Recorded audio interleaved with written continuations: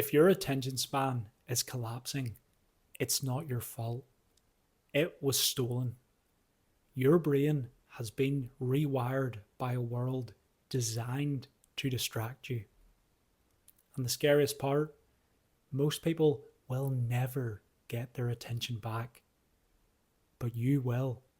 Because once you understand what's actually happening to your brain, you can finally take control of it again.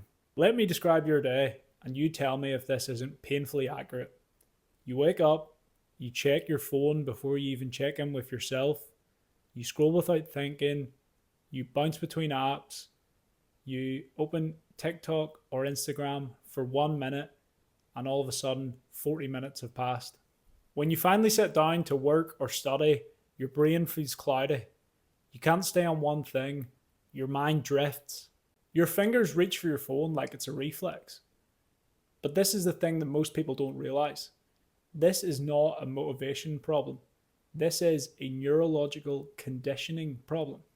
Your brain is being trained into a constant state of stimulation. Once this becomes the baseline, silence feels uncomfortable, stillness feels painful, and boredom feels threatening. Your dopamine system loses its baseline. Your salience network becomes hyperactive, and your ability to tolerate boredom collapses. You're not broken, your mind is completely overloaded. To fix your attention, you have to understand how it works. There are three main systems that are responsible for focus, and right now, all three are under attack. First up, we've got the dopamine system. Dopamine drives motivation, desire, and reward. It's not about pleasure, it's about pursuit. And modern tech companies have weaponized this. Every swipe on TikTok is a variable reward, the same system slot machines use. Sometimes you get something funny, sometimes something shocking, sometimes something impressive. That unpredictability makes dopamine spike, and what spikes repeatedly eventually drops your baseline. Meaning, your everyday life feels boring. Your tolerance for normal tasks disappears. You crave fast, intense stimulation, and slow rewards feel unbearable. This is why reading feels impossible and doing one thing at a time feels like torture. The second system we have is the prefrontal cortex. This is the CEO of your brain. This is the part of the brain that handles decision making, planning, discipline, impulse control, and long-term focus. But here's the problem. The prefrontal cortex has very limited fuel. Every time you switch tasks, it burns energy.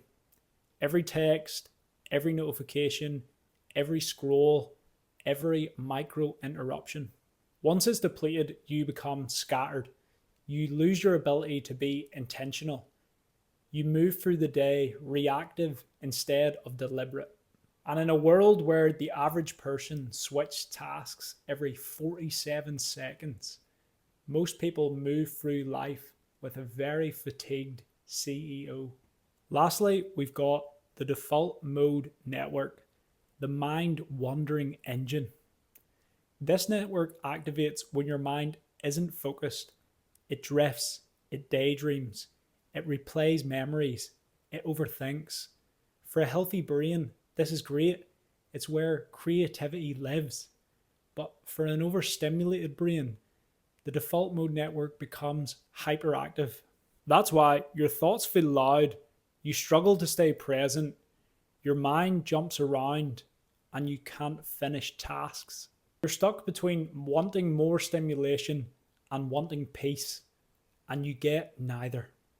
Let's talk about the world we live in, because your brain isn't malfunctioning randomly.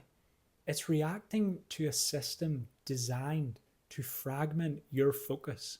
Your attention is worth billions. Tech companies don't sell products, they sell your focus. Every feature is engineered to capture more of your time. Infinite scroll, pull to refresh, autoplay, notifications, algorithmic hooks, and short content speed. These things aren't accidents. They're designed by neuroscientists and behavioral engineers. You are being outplayed by an entire industry that is built to keep you distracted. Everywhere you go, your nervous system is bombarded. Bright lights, sounds, ads, urgency, noise. This keeps your body in a low-grade fight or flight state. When cortisol goes up, your ability to focus goes down. Your brain prioritizes survival, not depth. Shallow attention becomes your default. This is why you feel restless when things get quiet. Your body is not used to safety. Modern life gives you zero uninterrupted time. Work tasks, messages, phone calls, emails, notifications, scrolling, stimulation. You think you're living normally, but from a biological perspective, you're living in chaos. Your attention can't find stability because your environment never slows down. There's something even more dangerous happening, and almost nobody talks about it. When you lose your attention, you lose your identity. Think about it. Your sense of self comes from the things you pay attention to. If your attention is fractured, your goals fracture, your habits fracture, your confidence and direction fractures. You're not lost because you're broken. You're lost because your mind is scattered. The mind follows the spotlight, and right now, your spotlight is all over the place. We talk about ambition and drive, but those things do not matter if we can't focus. People think focus is a mindset.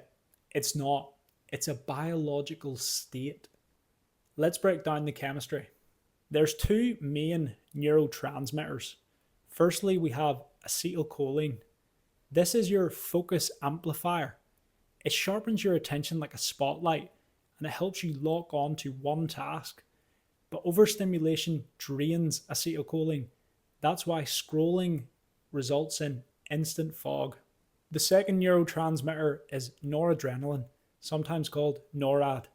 A small amount improves focus. Too much creates anxiety. In today's world, most people live with chronic low-grade overactivation, meaning your brain is alert but not focused. Then we have the process of synaptic pruning. This is the principle of what you don't use, you lose. If you haven't practiced long-form focus consistently for years, your brain literally weakens those pathways. Focus is not just a mindset, it's a skill that atrophies without use. Now the part you've been waiting for. Here's how to rebuild your attention for real. Protocol 1, the dopamine reset. Here's what you do. 24 to 72 hours, no short form content. Turn off all notifications and avoid dopamine stacking. That means watching TV while you scroll on your phone, music while you watch videos, etc. What you want to do is replace stimulation with walking, reading, silence, journaling, or slow tasks. Do this and your baseline will rise shockingly fast.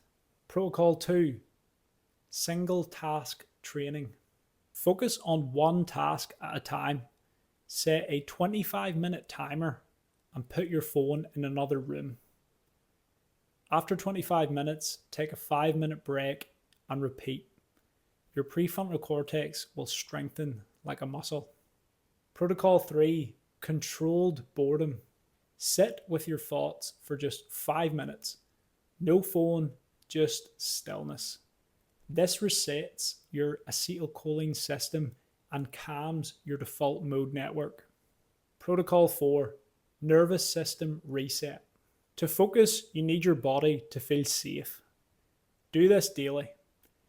5 to 10 minutes of slow walking, some kind of breath work, whether it be meditation or box breathing, Morning sunlight, cold exposure, and low stimulation mornings. So, what that could look like is no phone for the first 20 minutes of the day. These simple habits can stabilize your neurochemistry. Look, I'm not talking about this from theory. This was my life.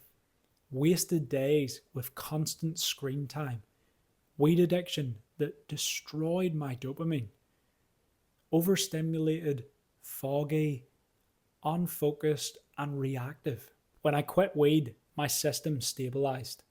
When I stopped scrolling as much, my clarity came back.